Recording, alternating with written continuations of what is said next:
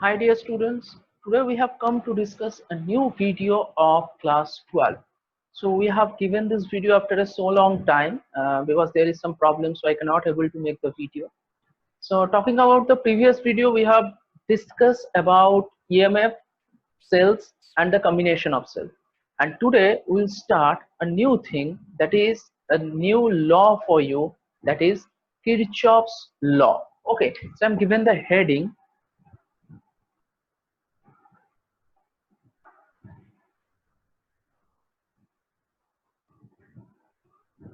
What is Kirchhoff's law? See, to talking about Kirchhoff's law, before that, we have to discuss why a new law is needed in current electricity. See, earlier in current electricity, we have discussed only one law, that is Ohm's law. Okay, and we are very much happy with this law. The Ohm's law, the statement is also very easier, and by using the statement we can able to find the current or resistance or potential difference of any of the current circuit very easily. Okay, but if I have told that whenever we have discussed about some difficult circuit, in that case Ohm's law, to use Ohm's law in that case it is very much difficult for us. If I have told, if we just draw a simple linear circuit, either in series combination of resistance or parallel combination of resistance with one cell, then it is very easier that there we can use Ohm's law and we can able to find if the potential difference or the current is asked for. But if the circuit is given such a way, instead of one cell, there are two or three cells are given. Just like if a circuit is seems to be like this.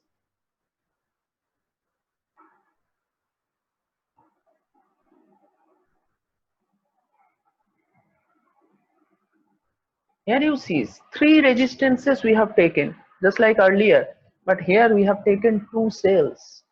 In this case, it is difficult to use Ohm's law there, right?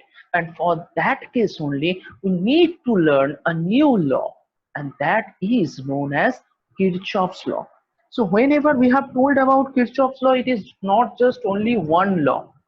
Scientist Kirchhoff had made two laws based on very two important conservation. Okay, so let's start and discuss one after another. So first law, that is known as Kirchhoff's first law, or it is having another name, that is Kirchhoff's current law. It should have another name also.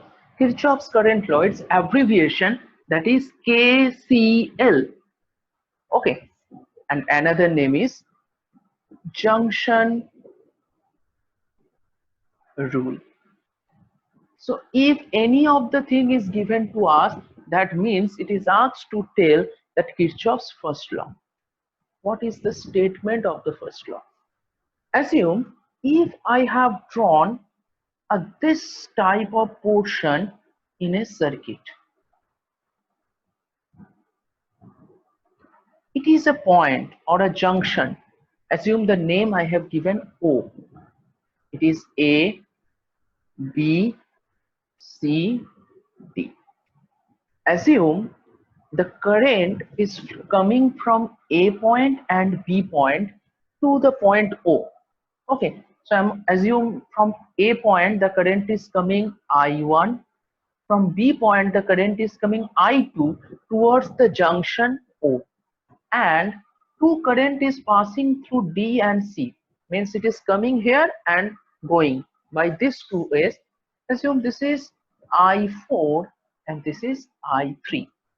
So it is a junction, you can say it is a crossing, just like where the crossings are given in our roads. Okay, so it is a crossing. There are four ways. From two ways two currents are coming, and another two ways to another currents are going. If this type of junction has come in a circuit, then Kirchhoff told that the algebraic, wait, the algebraic sum of currents in a junction is always zero. The algebraic sum of currents in a junction is always zero. That means here the junction point is O. According to Kirchhoff, he told that sum of I is zero in a junction. So we can say in a junction O also the total current will be zero. Achha, in junction what will be the total current? I1, I2, I3 and I4. That should be the total current in the junction. So we can say that I1 plus I2 plus I3 plus I4, that all things are zero. Okay. I1, I2, I3 and I4. All the currents we have seen here, all the current should be zero in this junction. Clear? Okay. Now here we have to show you one more important thing. Now you might be thinking that sir, I1 and I2 is coming towards the junction. I3 and I4 is going. In that case, we can say that if I1 or I2, it is coming towards the junction. Here one characteristics of this rule we have to introduce, and by that this relation will be changed. How it is changed? Let's see. It is told as per point 1, the currents coming towards the junction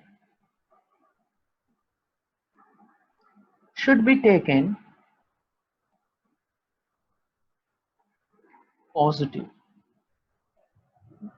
So how much current is coming towards the junction, that should be taken positive. So I1 and I2 coming towards the junction, we have already taken it positive. Okay. And number 2, that is the twist, the currents going from junction should be taken negative. That means the currents which are going, this I3 and I4, here we have to take positive. No. Whenever we are talking about the sum, these two should be negative. So that is a twist. You have to remember. Okay. In this case, based on this KCL, we can give another statement by seeing it. Okay, what should be the another statement? Now, if we see the rule that I1 plus I2 minus I3 minus I4, that should be 0 as per the first statement. So from here we can write I1 plus I2 equals to I3 plus I4, that we can write. Here we can give another statement, that is or. Or means we can write this statement or we can write this statement also. What is the or statement here? It is told that the algebraic sum of currents coming towards the junction should be equal to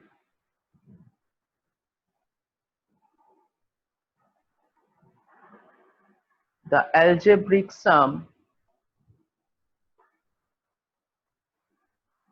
of currents going from the junction. See, this statement has come by this relation. So as per the statement, the algebraic sum of the currents coming towards the junction, so I1 and I2, it is coming towards the junction, that should be equal to I3 plus I4, that is going from the junction. Okay, so that is the whole story of Kirchhoff's current law. Now you see, whenever we have this, at the starting I have told that this laws, one, it is Kirchhoff's first law, another law is also there. So I have told these two laws are coming by two very popular conservation law. So whenever we have to see this Kirchhoff's current law, one conservation law, it comes to our mind. What is that conservation law? See, whenever we are talking about current, how much of current is coming, that much amount of current is going. So current means what? That rate of flow of charges.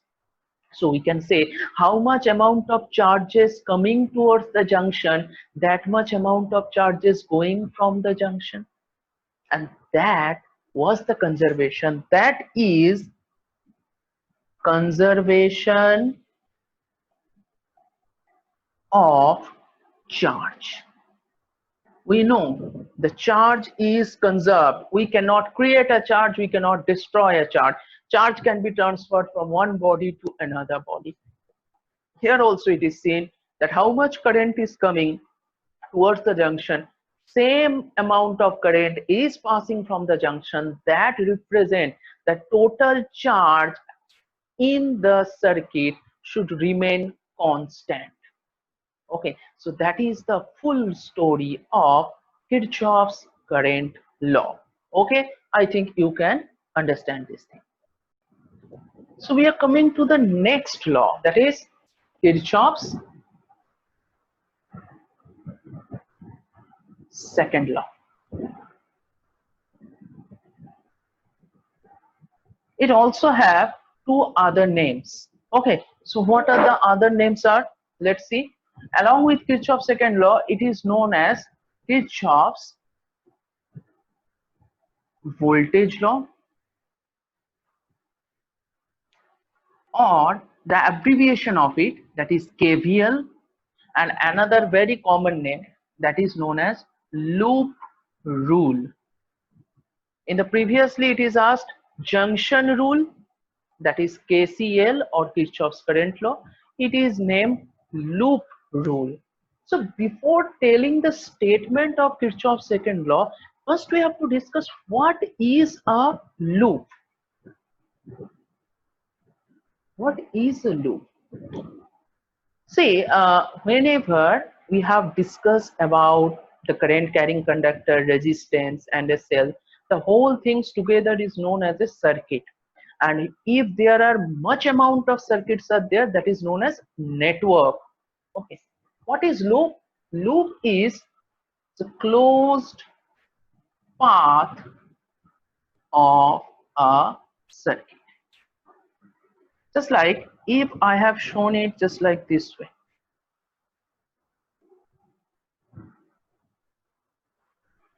So you see it is a closed path, right? Here the thing in this circuit, it is totally closed. So this one is taken as loop. So loop means a closed path of a circuit. Okay. Now coming to the statement, what is told here? So write the statement here. It is told around a closed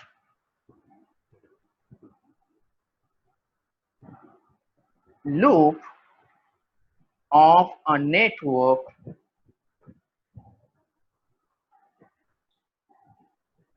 the algebraic sum of the potential differences will be 0.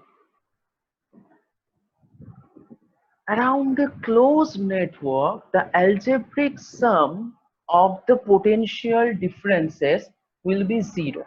So why I have told potential differences? Because if I have told a closed loop,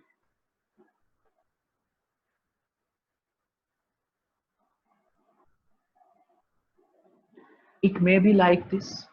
Okay.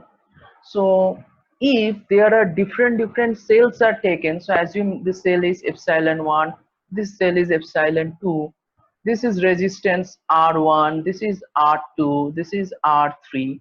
Okay, so how we have to find out the potential difference through it?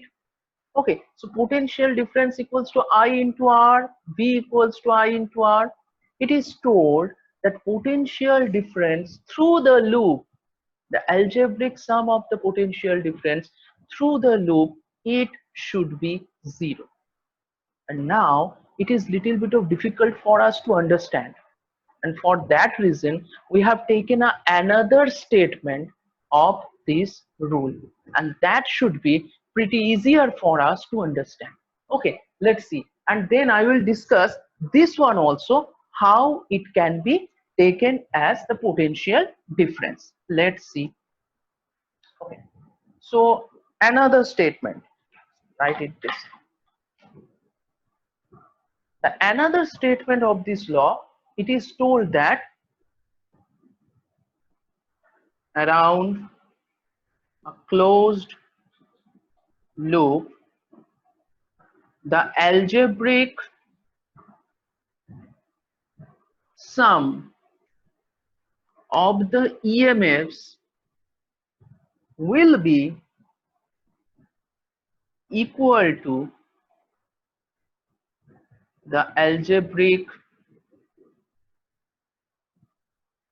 sum of product of current and resistance in a circuit. Now you might be thinking that, sir, things seems to be more complicated. What are you just telling? So please let us clear. Definitely I am here to make all the thing clear. Okay, let's see what it is told. Around the closed loop, the algebraic sum of EMFs will be equal to the algebraic sum of product of current and resistance in a circuit. Okay, so let's come one by one. Let's first draw a diagram. So assume the diagram seems to be like this.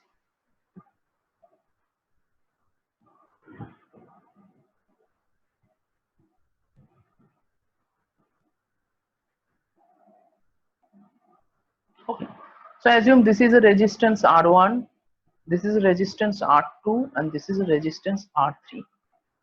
This is epsilon 1, this is epsilon 2. See, we have not mentioned here no internal resistance. Okay, so if no internal resistance is mentioned, that means the algebraic, if I'm talking about the first statement, the algebraic sum of the potential differences should be zero. So we can write as per the first statement that epsilon 1 plus epsilon 2 should be zero. Again, due to the cell, there should be a current passing through it. So as there is a current passing through it, we all know as per Ohm's law, what is as per Ohm's law? That potential difference V equals to I into R. So as it is I into R, if I am talking about this loop, okay, so here we can say that I1, so for this case it is current I1 is passing, and for this case it is current I2 is going. Okay, so we can write I1 into R1 plus I2 into R2 should be 0, because I1 R1 is also the potential difference, right? V equals to IR. We just want to say the potential difference should be 0. Okay, That is the whole story of a loop. And now you might be asking, sir, why the potential difference should be zero in a circuit? Now the reason is that if the potential difference is not zero, then this closed path, it will not be sustained. We have told that it is a closed path. So to make a close, we have to maintain a equilibrium. And what is that equilibrium? That is the potential difference. If the whole potential difference is zero, that means how much current is passing through it. In another loop, same current is coming, then this thing will be stable. Otherwise this thing will not be stable. So to make the thing stabilize in a loop, the sum of the potential differences should be zero. Now coming to this point, here I have written two things and I am telling these two things are not right. Why not right? We have to discuss one by one. Coming to the point, see here we have seen in the diagram there are two loops. The first one, we can say this is the first loop and this is the second. Okay, so in first loop, if I am telling, so when we are discuss about first loop, we are not talking about the second one. Okay, forget about this. So if I forget about this, here you see two cells are there in the first loop. In these two cells, epsilon 1, it just try to flow the current in this direction. Okay. Epsilon 2, it just try to flow the current in this direction. If I have told that completing one circuit, that if I1 current is coming, that will come here, and I2 current, it is coming in this direction. See, these two currents are coming exactly opposite to each other. These two currents are coming exactly opposite to each other.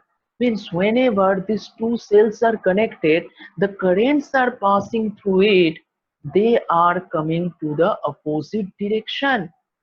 Then what we will do? Because the direction of these two cells are not same. If it is same, so these two currents will be one after another. Okay, they will not collide with each other. As they are colliding, so they are opposite to each other.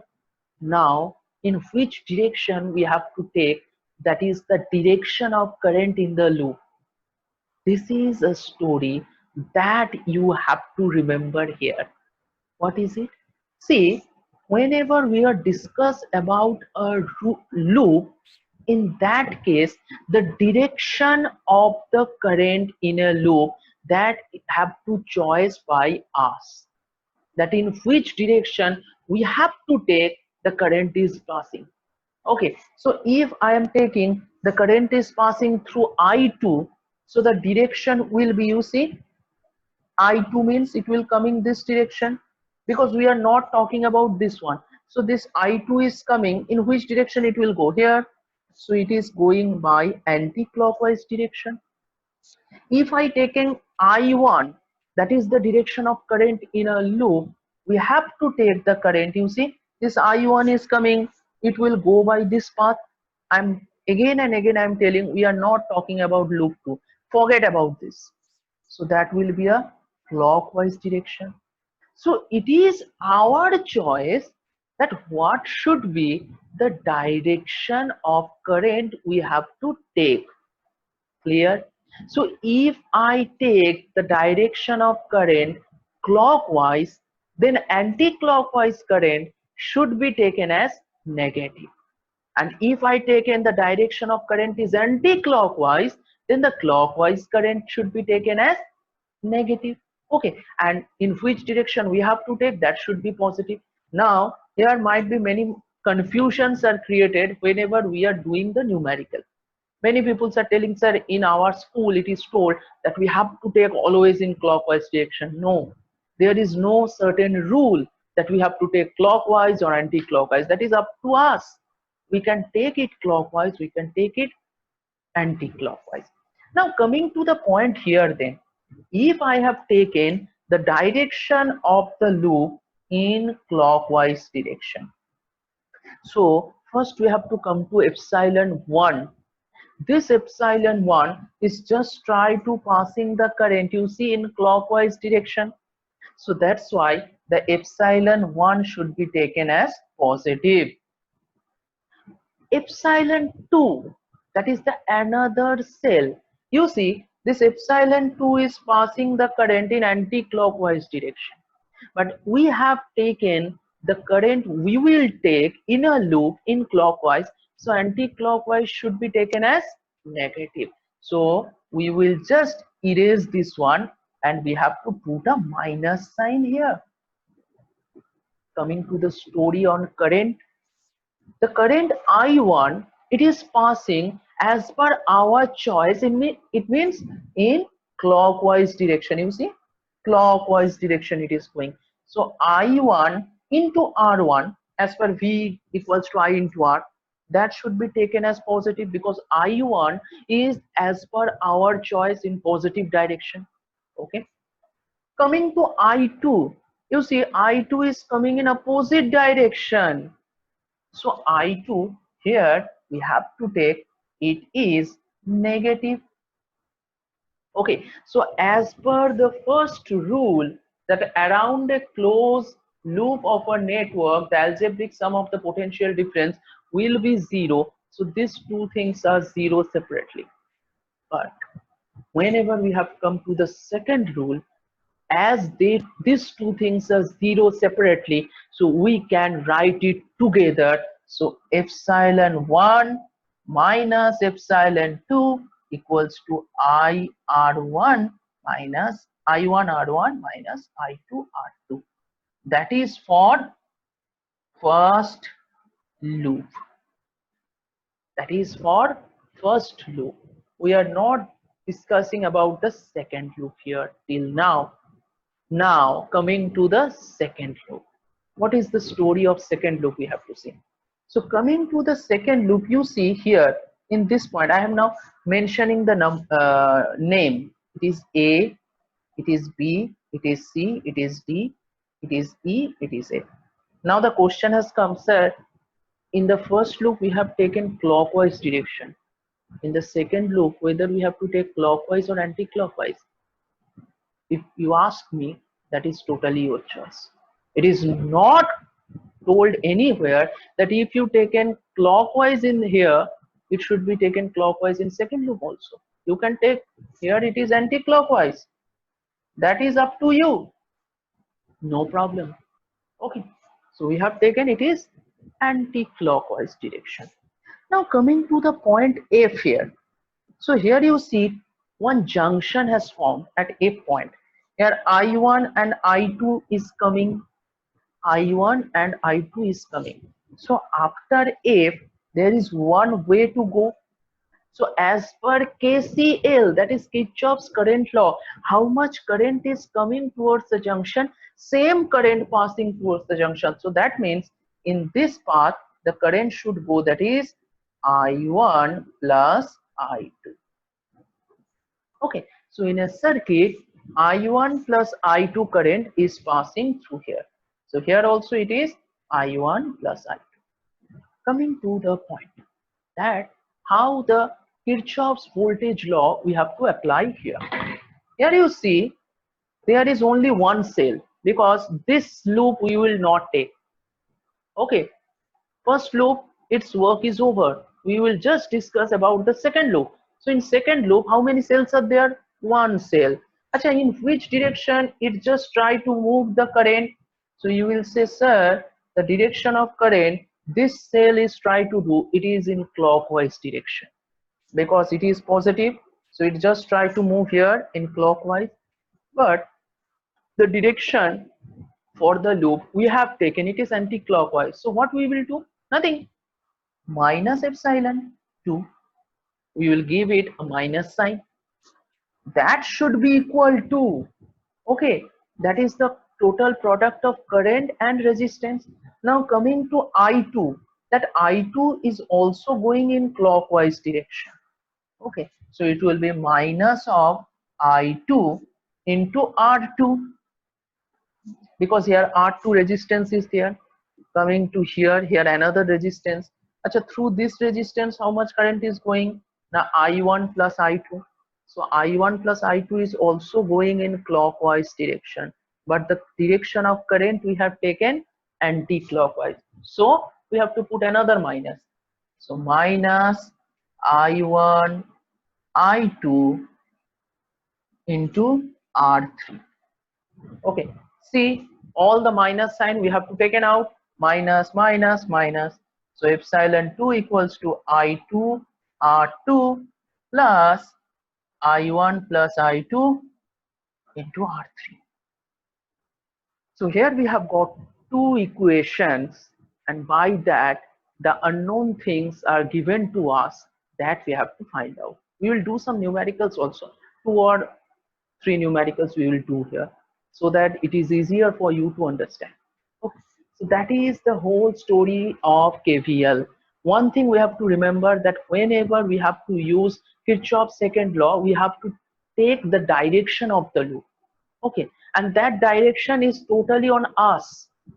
If the current or the EMF which is trying to push the current in the direction which is same our direction we have taken for the loop, if it is same, then it should be positive. If it is not same, then it is negative.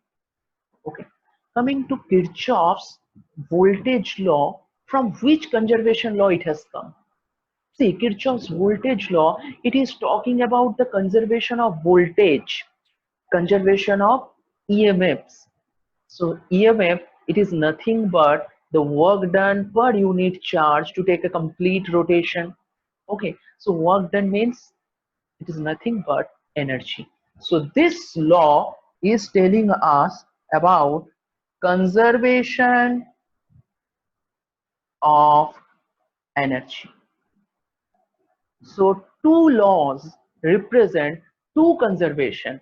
First one, conservation of charge. Second one, conservation of energy.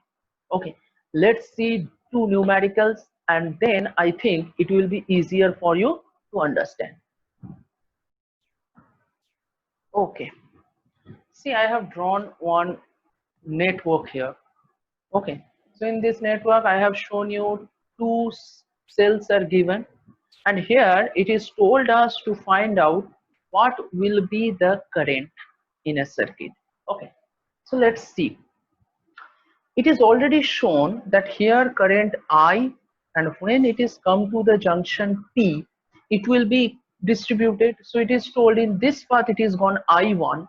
So as per the KCL, the amount of current is coming towards the junction, same amount of current should go. So if it is I1, that should be I minus I1, because the sum should be equal to I. Okay, and then the circuit is completed.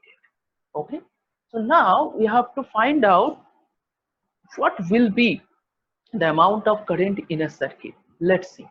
So before starting anything, I have to just take the direction of a loop I will take. So assume arbitrarily I take it is clockwise direction. So that is the first loop. Assume this is loop 1, this is loop 2. This is loop 1 and loop 2. So loop 1 I have taken clockwise. So in loop 1, what is the cell given? 4 volt. Acha, in which direction the 4 volt try to flow the current? Because it is moving from positive to negative, so it is also clockwise, so that is positive. Okay, that should be equals to I into R. Okay, so first this I is coming here, that is I1. Okay, so I1 into 20, because the direction of I1 is also clockwise because it is going by this path.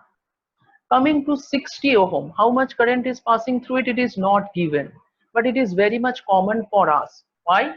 Because in this path, if I minus I1 is going, so at that joint, I1 will join with it. So through this path, the current should be I1, and that direction is also in clockwise direction. You see, I minus I1, it will go by this path, and in this path I1 is coming. So at this joint R, this I minus I1 plus I1, they will add. Okay, as per KCL, the sum of current is coming towards the junction. Same amount of current is coming towards the junction. So here in this case, I1 is passing through 60 ohm, and that is also, I'm sorry, it's not I1. I'm very much sorry. That is I, and that is I into 60, because the direction is same as per clockwise. So if I write the equation, modify the equation, that will show that 20I1 plus 60I, that is equals to 4. So if I divide by 4, it will come 5I1 plus 15I equals to 1. So that is our equation number 1. We have got the first equation. Now going for the second loop. So now you might be asking, sir, in which direction we will take the second loop? So we will take, you can take clockwise, anti-clockwise. Here we have taken clockwise. Let's see, take it here also, it is clockwise. I have told that is up to your choice. It is not like that you have to take clockwise or anti-clockwise by my rule. It is your rule. It is totally your thinking, your rule. So if I have taken the clockwise direction as per, so here you have to mention from loop 1, here you have to mention from loop 2. Okay, so for this case, for the loop 2, what will occur? So first we have to come for the EMF. So EMF, it will just try to flow the current from positive to negative. So here this is positive terminal, so it just try to flow the current in this direction, but I have taken the direction in clockwise, but this cell, it is just try to pass the current in anti-clockwise. Difference, there is a difference here. So we have to write down the cell should be negative, the EMF of the cell, because the direction is opposite. Now coming to here, this I minus I1, see this I minus I1, it is also passing in clockwise direction. Okay, and here this one we have taken that the direction of the current, that should also be in clockwise direction. You see, I minus I1, it is going by clockwise like this, and here the direction of the loop I have taken, that is also clockwise. So I minus I1 should be taken positive into the resistance 200. Okay, and coming about the another current I1, it is going by this path, that is anti-clockwise direction. Because you might be asking, sir, why it is anti-clockwise? It is going in a straight line. Why are you telling it is anti-clockwise? I am telling anti-clockwise, it is going here. If it will take a round, it is just exactly opposite to the direction of the loop you have taken. If it is not come also, the direction of current we have taken here, but it is going as per opposite. So this current should be taken negative, minus I1 into 20.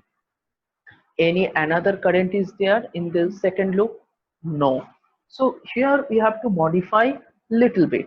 So let's take it minus 5, that is equals to 200 into I minus 200 into I1 minus 20 into I1. Okay, so let's multiply by minus, then this minus sign will be, okay, it will be overlooked. So 5, it will be 200, 220 I1 minus 200 I. Okay, so divide by 5, so it will come 1, 5 to sorry, I'm sorry, 5 4s are 20, and then 5 4s are 20, 44 I1 minus 40 I. So that is the equation number 2. So we have got two equations. First, 5I1 plus 15I equals to 1, and 44I1 minus 40I equals to 1. So from this we have to solve I and I1, and we have to find this value. So let's see how we can have to do this. So definitely we have to multiply something. Okay, So let's see what we can able to multiply. If I multiply 8 here, okay, 15 8s are 120, and here 40 into 3s are 120, so it is a chance to cancel out. So let's see. Equation number 1 into 8, so that will come 40 I1 plus 120 I equals to 8, and here we have to equal 2 into 3, so it is coming to 132 I1 minus 120 I equals to 3. So if we add these two, by adding we will get these two will be cancelled out, and it is coming 172 I1, it is equals to 11. Okay, and I1 equals to 11 by 172 ampere. Okay, and now you have to put the value any another equation and you can get the value of I. So if you put the value here in equation, I'm sorry, it is I1. If you put the value here, so you can able to find I through it. Okay, so let's put it 5 into 11 by 172 plus 15I, that is equals to 1, and 15I equals to 1 minus 55 by 172. If you calculate, it is 172 minus 55. Okay, so let's do it here. 7, and here it is coming 11. Okay, and 117. So 117 by 172, and I equals to 117 by 172 into 15. So 117 by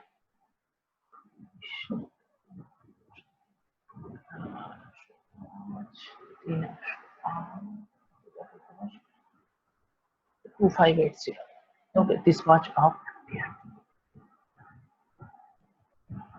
Okay, so that should be the whole story by which we can able to find the current with the help of KCL and KVL, that is Kirchhoff's current law and Kirchhoff's voltage law. So it is another numerical, that is numerical number 2. There a loop is given here, and in this numerical what is asked, it is asked that what will be the potential difference across 8 ohm. So we have to find out potential difference across 8 ohm. Now you see, directly potential difference we cannot able to find out. We can able to find out the current through it. So if I find the current through 8 ohm and then multiplied I into R, then we can get the potential difference. So how we have to find the current? Let's see. Here you see a cell 6 volt. So it is the positive terminal. So as here no current is given, so here we have to assume the direction of current. So assume for 6 volt the direction of current is here and the current is I1. Okay, and for 4 volt here the current is I2 and it is coming here. You see in junction E the two current is coming, two currents are coming, I1 and I2. So from coming here, when it will move, so we know the total current coming towards the junction will be equal to current going from the junction. So it should be I1 plus I2, and it should come here, that is I1 plus I2, and after that here another junction has come, that is C, and from C junction this current should be separated.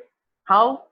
Same, how much current will come, same current will go. So along this direction it will be I1, because you see the whole circuit is in series, the whole thing.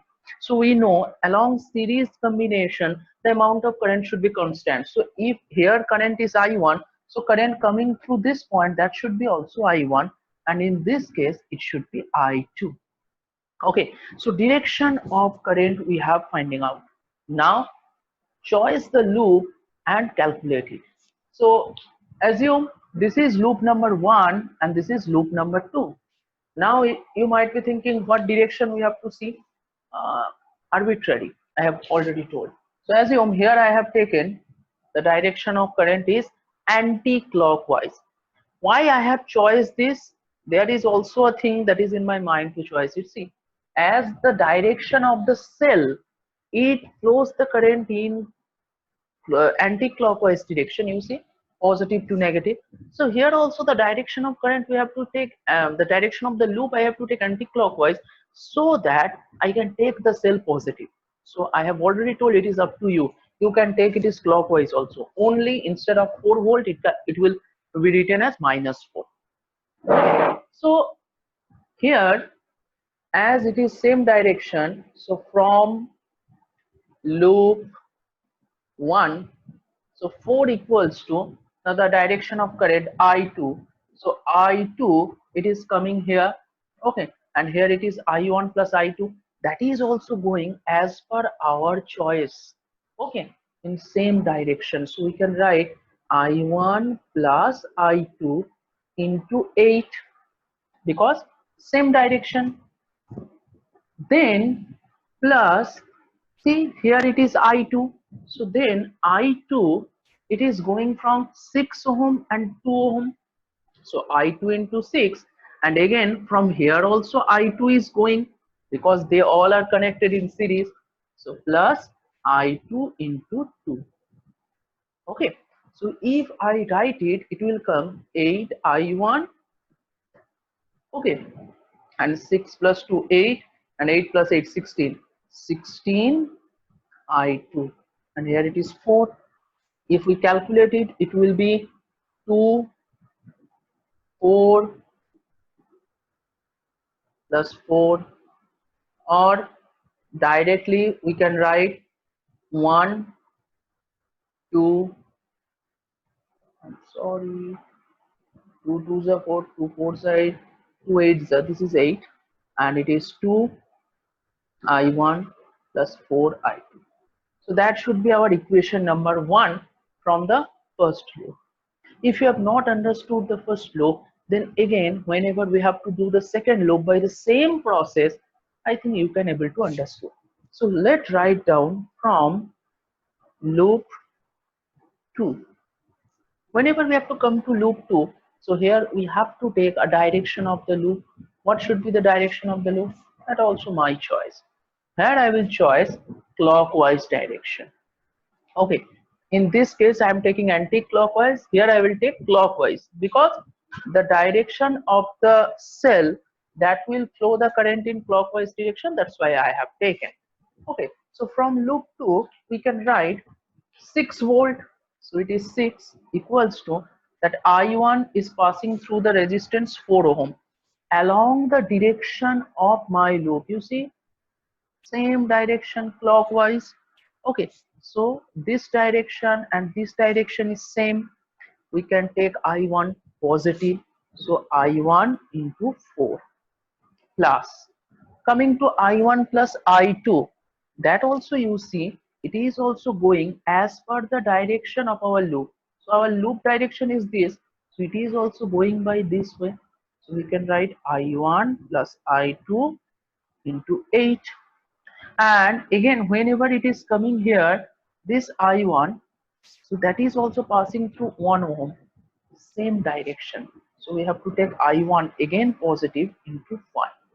So if I write it together, 6, it is 4 I1, 4 plus 1 5, and here it is 1 13, so 13 I1 plus 8 I2.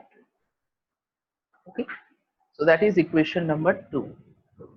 Now there are two equations, we have to find I1 and I2. Okay, so let's see it.